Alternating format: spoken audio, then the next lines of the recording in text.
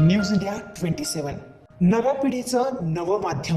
ऑइलच्या सापळ्यात 3 वाहने. मालहणगाव फाट्यावर एसटीसह तिहेरी अपघात, अनेक जखमी.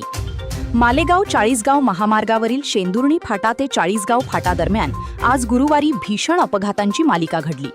रस्त्यावर सांडलेल्या ऑइलमुळे अवघ्या काही वेळात एसटी बस, पिकअप आणि प्रवासी वाहन असे सलग 3 अपघात घडल्याने परिसरात एकच खळबळ उडाली. मालेगाव बोरकुंड मार्गावरील MH14 BT 3558 क्रमांकाची एसटी बस अचानक घसरून पलटी झाली. बसमध्ये सुमारे 40 ते 45 प्रवासी होते. या अपघातात 10 ते 12 प्रवासी जखमी झाले असून सर्व जखमींना मालेगाव येथील सुविधा हॉस्पिटलमध्ये उपचारासाठी दाखल करण्यात आले आहे. त्यानंतर सौंदाणे येथील नागरिकांना लग्न समारंभासाठी दापुरेकडे घेऊन जाणारी MH15 EG 3744 क्रमांकाची पिकअपही त्याच ठिकाणी पलटी झाली. वाहनात 7 ते 8 प्रवासी होते. त्यापैकी एक जण गंभीर जखमी तर इतरांना किरकोळ दुखापत झाली आहे. वाहन चालकाने रस्त्यावर ऑइल सांडल्यामुळे ब्रेक न लागल्याने अपघात झाल्याचा दावा केला आहे.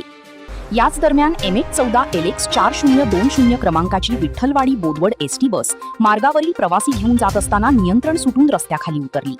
वाहनात अंदाजे 10 ते 12 प्रवासी होते. सुदैवाने या अपघातात कोणतीही जीवितहानी झाली नाही.